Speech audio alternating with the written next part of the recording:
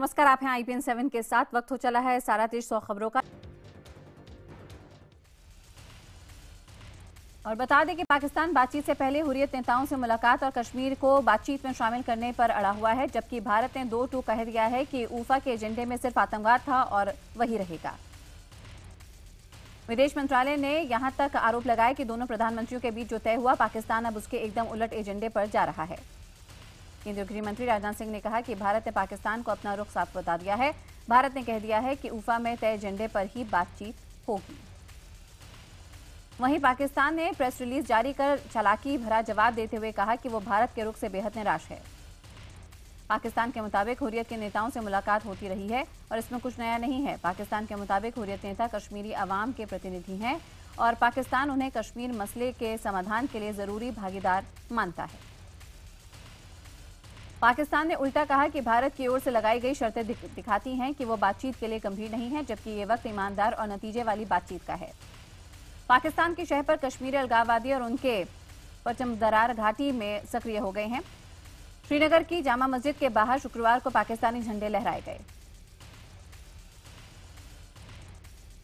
इस बीच सूत्रों के मुताबिक सरकार ने इस बात की तैयारी कर ली है कि हुर्रियत नेता अव्वल तो घाटी से बाहर निकल ना पाए। और अगर आ जाते हैं तो दिल्ली हवाई अड्डे से बाहर ना निकल सकें, क्योंकि भारत हुर्रियत नेताओं की पाक NSA से मुलाकात के हक में नहीं है। बेटी उमर अब्दुल्ला से उलट जम्मू कश्मीर के पूर्व CM फारूक अब्दुल्ला ने शुक्रवार को हुर्रियत नेताओं को जमकर खरी खोटी सुनाई। उन्होंने कहा कि हुर्रियत नेता नहीं चाहते कि भारत और पाकिस्तान के बीच बातचीत हो। पटना में बीजेपी अध्यक्ष अमित शाह के लिफ्ट में फंसने से बिहार के पूर्व मुख्यमंत्री लालू प्रसाद यादव ने चुटकी ली। उन्होंने कहा कि मोटे लोगों को लिफ्ट में नहीं चढ़ना चाहिए।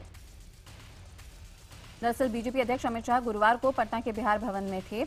निकलते वक्त वो लिफ्ट में फंस गए। उसके बाद बड़ी मुशक्कत के बाद उन्हें बाहर निकाला गया। आम आदमी पार्टी के विधायक कमांडो सुरेंद्र सिंह को दिल्ली पुलिस ने गिरफ्तार कर लिया है। विधायक सुरेंद्र सिंह पर NDMC कर्मचारी के साथ बदसलूकी करने का आरोप है। पहले दिल्ली के पार्लियामेंट स्ट्रीट थाने में उनसे 4 घंटे तक पूछताछ हुई। उसके बाद विधायक कमांडो सुरेंद्र सिंह को गिरफ्तार किया गया। उन्होंने NDMC के कर्मचारी के साथ मारपीट की थी। विधायक सुरेंद्र सिंह के गिरफ्तारी के बाद आप कार्यकर्ता भड़क गए और उन्होंने काफी देर तक थाने का घेराव किया। आप नेता आशुतोष का कहना है कि दिल्ली सरकार ने CNG घोटाले की जांच शुरू करवाई है, इसके बदले में ये गिरफ्तारी हुई है। दिल्ली में लोकायुक्त की नियुक्ति के मामले में केजरीवाल सरकार को झटका लगा। सूत्रों का कहना है कि केजरीवाल सरकार के प्रस्ताव को जस्टिस AP शाह ने ठुकरा दिया। आपको बता दें कि केजरीवाल सरकार ने दिल्ली के लोकायुक्त के लिए जस्टिस शाह का नाम प्रस्तावित किया था। केंद्र सरकार ने बांग्लादेश के विवादित लेखिका तस्लीमा नसरीन का वीजा 1 साल के लिए बढ़ा दिया है। इस पर तस्लीमा ने सरकार को धन्यवाद दिया। प्रधानमंत्री नरेंद्र मोदी ने राजस्थान की राजधानी जयपुर में FICCIP यानी कि forum for India Pacific island cooperation summit का उद्घाटन किया। प्रशांत क्षेत्र के 14 द्वीपीय देशों के नेता सम्मेलन में भाग लेने के लिए गुलाबी नगरी जयपुर में पहुंचे। PM मोदी इन सभी नेताओं से मिले। इस मौके पर PM मोदी ने कहा कि क्लाइमेट चेंज जैसे कई अहम मुद्दे हैं जिन पर भारत को प्रशांत क्षेत्र के देशों के समर्थन की जरूरत है। जयपुर के बलवंत कुमार का PM मोदी से मिलने का सपना पूरा हुआ। बलवंत के ने यहाँ पे कसम खाई थी कि जब तक मोदी PM नहीं बनेंगे वो उनसे मिलेगा नहीं और तब तक वो चप्पल भी नहीं पहनेंगे। बलवंत के मुताबिक PM उनसे गले मिले और चप्पल पहनने को भी कहा। आरक्षण को लेकर वडोदरा में पटेल समाज ने शुक्रवार को एक बड़ी रैली निकाली। रैली में बोलते हुए पटेलों के युवा नेता हार्दिक पटेल ने राज्य सरकार को चेतावनी दी। हार्दिक ने कहा कि सरकार पटेल समाज के संयम की परीक्षा ना ले। हार्दिक ने साफ कहा कि पटेलों को आरक्षण देना ही होगा, चाहे वो प्रधानमंत्री दे या फिर गुजरात के मुख्यमंत्री। बता दें कि 25 अगस्त को भी पटेलों की रैली होनी है, जिसे सरकार ने पहले इनकार किया था और फिर उसके बाद उसकी इजाजत दी। सरकार की तमाम कोशिशों के बाद भी प्याज के दाम आसमान छू रहे हैं। दुकानदारों का कहना है कि प्याज की आपूर्ति कम होने की वजह से यहाँ पे भाव चढ़ गए हैं। दिल्ली में खुदरा बाजार में प्याज 80 रुपए प्रति किलो बिका है। आशंका है कि खुदरा बाजार में प्याज की कीमतों में और उछाल भी आ सकता है। नासिक में प्याज के दाम में जबरदस्त उछाल है। मंडी में प्याज 43 से 45 रुपए प्रति किलो और खुदरा बाजार में पहुंचते पहुंचते ये 80 रुपए प्रति किलो हो गया है। दिल्ली सचिवालय में सस्ता प्याज खरीदने के लिए कामकाज छोड़कर सैकड़ों लोग लाइन लगाकर खड़े हो गए। प्याज के लिए ऐसी स्थिति जगह जगह देखी जा रही है। आपको बता दें कि दिल्ली के बाजारों में इस समय प्याज 80 रुपए प्रति किलो बिक रहा है, जबकि दिल्ली सरकार अलग अलग सेंटर बनाकर 30 रुपए किलो प्याज बेच रही है। CAG की जांच के दायरे में फंसी दिल्ली की बिजली कंपनियों को दिल्ली हाईकोर्ट ने एक अंतरिम राहत दे दी है। दिल्ली हाईकोर्ट ने डिस्कॉम की एक याचिका पर सुनवाई करते हुए दिल्ली सरकार से कहा कि वह अभी CAG जांच रिपोर्ट के आधार पर बिजली कंपनियों के खिलाफ कोई कार्रवाई न करे। पुणे के film and television institute of India यानी कि FTII में 70 से ज्यादा दिनों से जारी हड़ताल के खत्म होने के संकेत दिख रहे हैं। शुक्रवार को सूचना प्रसारण मंत्रालय की टीम ने पुणे में FTII के डायरेक्टर प्रशांत और विरोध कर रहे छात्रों से मुलाकात की। छात्रों से मुलाकात पर खुशी जाहिर करते हुए इसे सकारात्मक बताया है, तो वहीं पे INB के अधिकारियों ने कहा कि बातचीत काफी अच्छी हुई और वो सोमवार तक अपनी रिपोर्ट मंत्रालय को सौंप देंगे।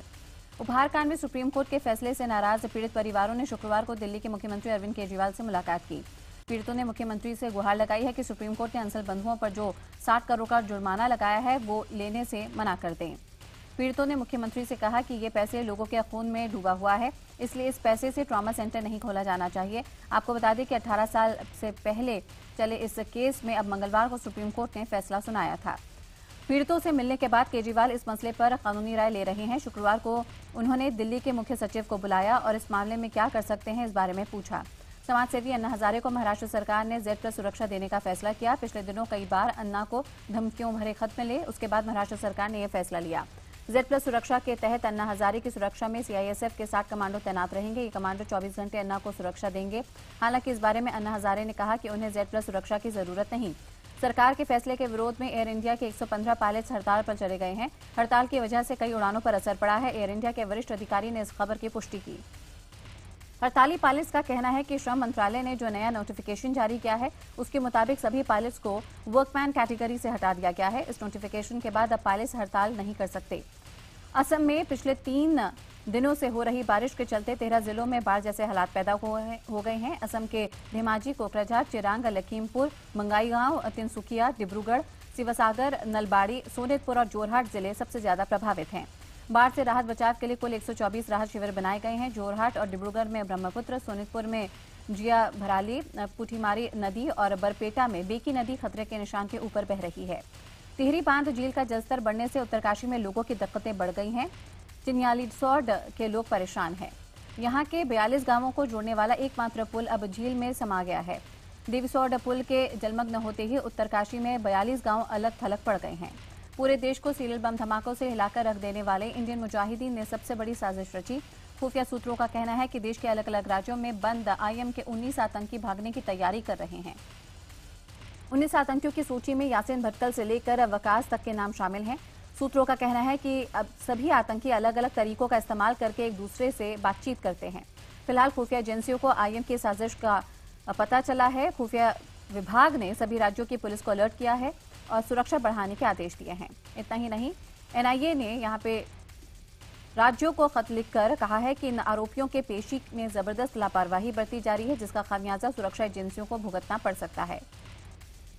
NCRB के ताजा आंकड़ों के मुताबिक मध्य प्रदेश में हर दिन औसतन 26 बच्चे गायब हो रहे हैं। कांग्रेस ने इसके लिए लचर कानून व्यवस्था को जिम्मेदार ठहराया। वहीं शिवराज सरकार ने मामले की गंभीरता को देखते हुए मंत्रालय में बैठक की और लापता बच्चों की तलाश तेज करने के लिए पुलिस अधिकारियों को सख्त निर्देश दिए। शराब पीने और रोजाना मारपीट से तंग आकर दिल्ली के नजफगढ़ इलाके में एक महिला ने अपने पति की गला दबाकर हत्या कर दी। घटना 15 अगस्त की रात की है। पति की हत्या के बाद महिला ने शव को पलंग के अंदर छिपा दिया और अगले दिन सेप्टिक टैंक में उसे फेंक दिया।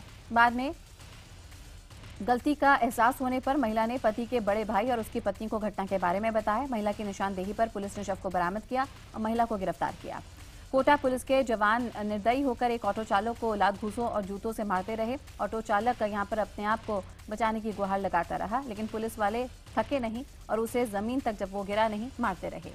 दरअसल महावीर नगर थाना क्षेत्र स्थित संतोषी नगर चौराहे पर ठेले वालों ने साइकिल भिड़ने के विवाद पर कोचिंग छात्रों से मारपीट की। बाद में जब पुलिस वहां पर पहुंची तो वहां खड़े ऑटो चालक को ही पीटना शुरू कर दिया।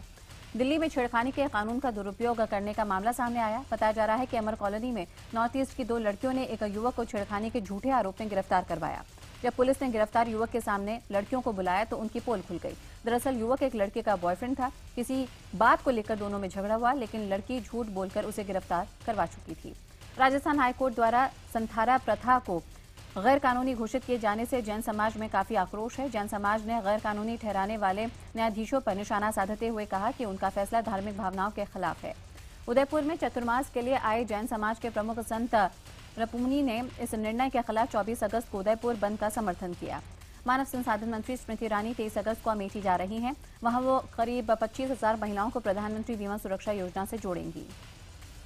रक्षा मंत्री मनोहर पर्रिकर 30 अगस्त को 2 दिन के दौरे पर जम्मू कश्मीर जा रहे हैं, जहां वो अंतर्राष्ट्रीय बॉर्डर पर सेना की सुरक्षा का जायजा लेंगे। कई दिनों से एलओसी पर पाकिस्तान की ओर से फायरिंग हो रही है।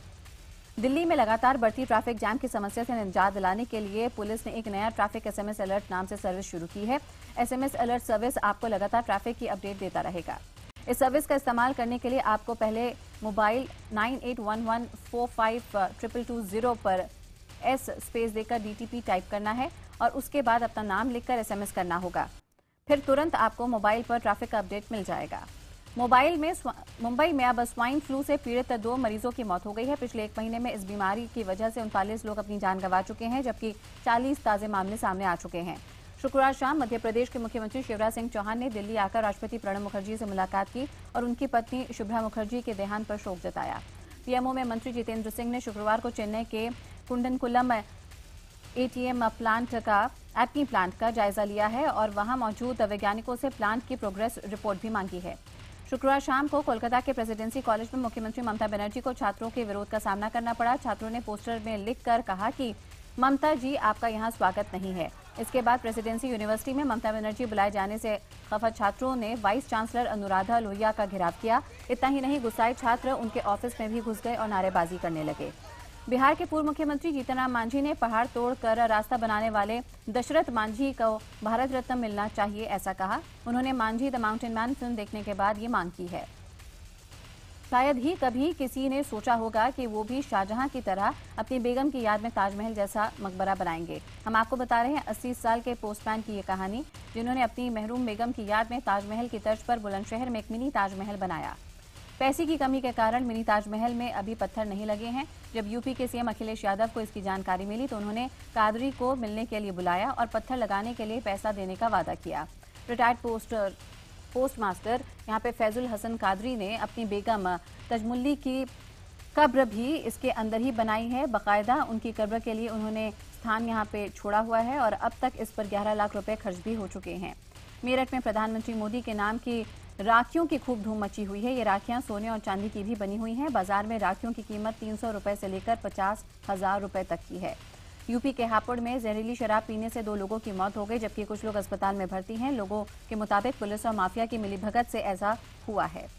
झारखंड के देवघर में 10वीं की छात्रा के साथ बलात्कार का मामला सामने आया। बलात्कार के बाद आरोपी लड़की को बेहोशी की हालत में छोड़कर फरार हो गए।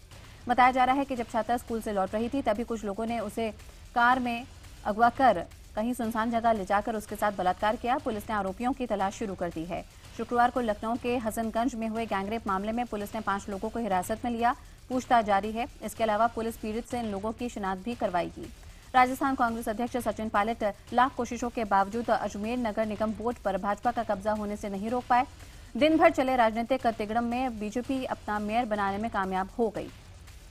पहले सूखा और फिर बेमौसम बारिश की वजह से किसानों का हाल बुरा है। शुक्रवार को वाराणसी में केंद्र सरकार के मुआवजे की मांग को लेकर किसानों ने ये यात्रा निकाली है। 15 अगस्त को जंतर मंतर पर अनशन कर रहे पूर्व सैनिकों पर पुलिस कार्रवाई का आदेश देने वाले पुलिस अफसर का ट्रांसफर कर दिया गया है। डीसीपी विजय सिंह को यहां से हटाकर नॉर्थ वेस्ट जिले में डाल दिया गया है। गुरुवार हल्द्वानी और काठगोदाम में यहां पे जोरदार बारिश हुई है, जिसकी वजह से शहर में तापमान काफी ज्यादा गिरा है। हालांकि कई इलाकों में जलभराव होने से लोगों को भारी दिक्कतों का सामना करना पड़ा है। शिमला के एक डिग्री कॉलेज में प्रिंसिपल के साथ बदसलूकी का मामला सामने आया। तस्वीरों में आप भी देख सकते हैं किस तरह से एबीवीपी के छात्र प्रिंसिपल का कॉलर पकड़कर उन्हें घसीट रहे हैं। इस घटना में पुलिस ने 10 छात्रों के खिलाफ एफआईआर भी दर्ज कर दी है। आज सुबह तड़के यमुना एक्सप्रेसवे पर झीना नाला के पास एक सड़क हादसा हुआ है। इस हादसे में 3 लोग बुरी तरह से जख्मी हैं। सुबह 4:30 बजे की यह खबर है, जब एक्सप्रेसवे की टीम ने आकर दोनों वाहनों में फंसे घायलों को निकाला और फिर पुलिस अभी तक इस मौके पर नहीं पहुंची है। ये टक्कर मिनी ट्रक और ट्रैक्टर के बीच हुई है। बताया जा रहा है कि ट्रैक्टर ने सामने से आ रहे मिनी ट्रक को टक्कर मारी। घायलों को ग्रेटर नोएडा के अस्पतालों में भर्ती कराया गया। मुंबई के बोरीवली से कांदिवली रेलवे स्टेशन के बीच में शुक्रवार को एक बड़ा हादसा होते होते टला। मुंबई के जोगेश्वरी स्टेशन पर आने वाली मालगाड़ी के 3 डिब्बे अचानक पटरी से उतरे। क्रेन की मदद से डिब्बों को उठाया गया। मुंबई के लोअर परेल में एक तेज रफ्तार कार ने बाइक सवार को जोरदार टक्कर मार दी। इस हादसे में मौके पर ही बाइक सवार की मौत हो गई। भारी बारिश होने से तीस्ता नदी में बाढ़ आ गई है, जिसका सबसे ज्यादा असर बंगाल के जलपाईगुड़ी जिले पर पड़ा है।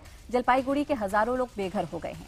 आईपीएल कमिश्नर और यूपी क्रिकेट एसोसिएशन के सचिव राजीव शुक्ला ने कानपुर के ग्रीन पार्क स्टेडियम की तैयारी का जायजा लिया। यहां पर 11 अक्टूबर को भारत और दक्षिण अफ्रीका के बीच वनडे मैच खेला जाएगा।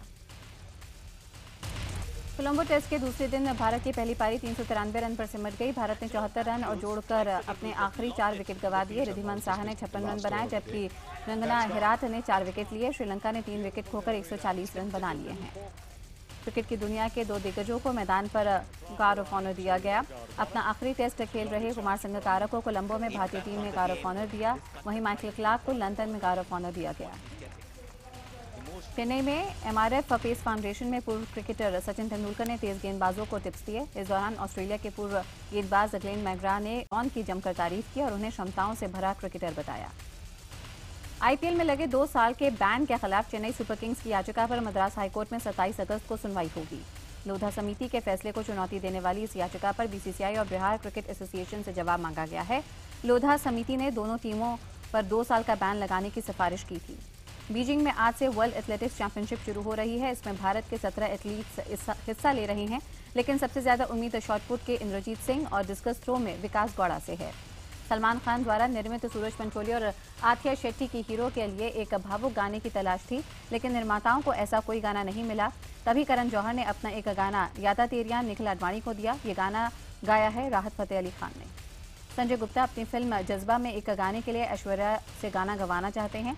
संजय के हिसाब से ऐश्वर्या की आवाज़ काफ़ी सुरीली है और वो इस गाने को गा सकती हैं।